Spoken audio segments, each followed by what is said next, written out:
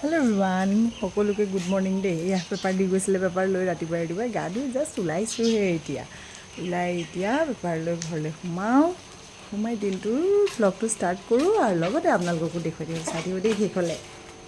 সেয়া ঘৰৰ কাম বন কৰি আহিলোঁ, আকৌ বজাৰত বোলো আজি কিবা কিবি লৈ যাওঁ। আচলতে নিজে বজাৰ কৰি গৈ নিজে বনাই খোৱাৰ সমান মজাই নাই ন। সেইকাৰণে এয়া আহি প্ৰথম ল'লোঁ ঢেকীয়া, তাৰপাছত ল'লোঁ কচু, এইফালে ল'লোঁ কণবিলাহী, তিতা কেৰেলা আৰু কিবা কিবি ল'লোঁ আৰু ভেন্দিও ল'লোঁ আৰু পটল ল'লোঁ। এনেকৈ লৈ চব্জিখিনি লৈ মেলি এয়া আহি পাই গ'লোঁ ঘৰ আহিয়ে ধুনীয়াকৈ কচুখিনি প্ৰথমতে কাটি ধুই লৈছোঁ দেই ধুনীয়াকৈ। তাৰপাছত এইখিনি ধুই অকণমান পানীটো যাবলৈ দিছোঁ, কাৰণ পানীটো যাওক। তাৰপিছত কি কৰিম, এতিয়া কুকাৰ এটাত এইখিনি ধুনীয়াকৈ বইল হ'বলৈ দিম। এতিয়া কুকাৰত মই ধুনীয়াকৈ গোটেইখিনি দি অকণমান নিমখ দি বইল হ'ব দিম। আচলতে কি হয়, বইল কৰি পানীটো পেলাই দিহে মই খাওঁ, নহ'লে মোৰ মানে এনেই ভাল লাগে। কাৰণ মই বনোৱা ষ্টাইলটোহে আপোনালোকক দেখুৱাম দেই।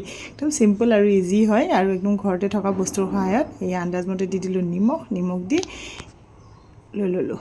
আৰু এইফালে কুকাৰে মাৰিলে এটা চিটি লগাই লৈ ধুনীয়াকৈ এইখিনি পানী যাবলৈ এনেকৈ দি থৈ দিছোঁ।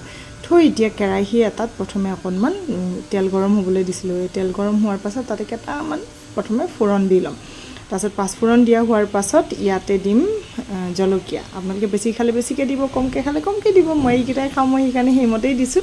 তাৰপাছত এয়া দিছোঁ পিঁয়াজ। এইখিনি ধুনীয়াকৈ অকণমান যেতিয়া ৰঙচুৱা হৈ আহিব তেতিয়া ইয়াতে দিম এয়া গোটা নহৰুখিনি দি এইখিনি এতিয়া প্ৰথমে অকণমান ভালদৰে ফ্ৰাই কৰিম দেই। কাৰণ বস্তুবোৰ যিমানে ফ্ৰাই কৰিব সিমানে খাবলৈ টেষ্টি হয়। তাৰপাছত ইয়াতে এড কৰি দিলোঁ এয়া বুটখিনি। এইখিনি মই তিয়াই থৈছিলোঁ ৰাতিয়ে, তিয়াই থৈ সেই বুটখিনি ধুনীয়াকৈ ইয়াতে প্ৰথমে অকণমান ভাজি ল'ম।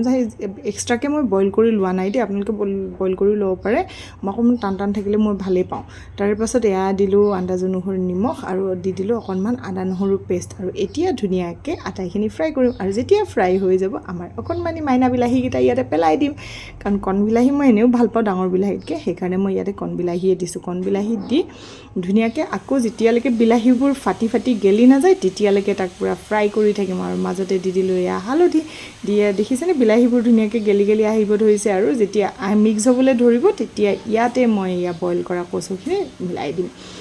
কচু ভাল নোপোৱা মানুহ কিন্তু এনেদৰে বনালে খাবলৈ বাধ্য হৈ যাব, ইমানেই টেষ্টি হয় নহয় খাবলৈ। আৰু অকণমান নেমু চেপিও দিব পাৰে আপোনালোকে, মই দিয়া নাই বাৰু।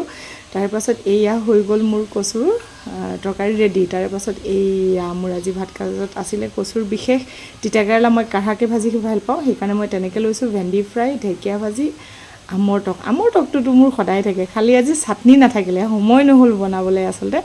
কাৰণ কি হয়, সদায় অকণমান বেলেগকৈ খাই ভাল লাগে নহয় জানো। একদম ধুনীয়াকৈ ৰেডি কৰি ল'লোঁ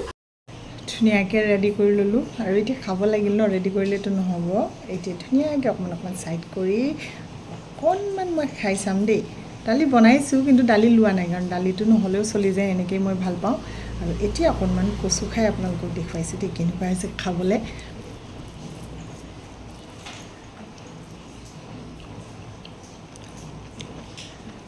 বহুত টেষ্টি হৈছে দেই, বনাই খাবচোন এনেকৈ। বহুত বেছি হয় টেষ্টি হয় খাবলৈ। আৰু এইটো বতৰত আজি জ্বলা টেঙা একদম বিৰাট টেষ্টি লাগিছে। মই ভাতকেইটা খাই লওঁ দেই। দিনটোৰ কাম বন শেষ কৰি ক্লাউড কিটচেনৰ কামো সামৰি মেলি ছোৱালীক লৈ আহিলোঁ টিউশ্যনলৈ। টিউশ্যনত আহিয়ে খোজকাঢ়ি অৱশ্যে আজি পাহাৰৰ পৰা এতিয়া নামিয়ে আহিলোঁ। আৰু ভিডিঅ' কৰিলোঁ কিন্তু কি ভইচটো নাহিলেইচোন। আকৌ এতিয়া বেলেগকৈ কৰিব লগা হ'ল, সেইকাৰণে লিপচিংটো নিমিলিব দেই। আপোনালোকে গম পাবই, ধৰিব পাৰিবই। তো আজি ভিডিঅ'টো ইমানেই, নেক্সট ভিডিঅ'ত লগ পাম। আজিলৈ বাই বাই।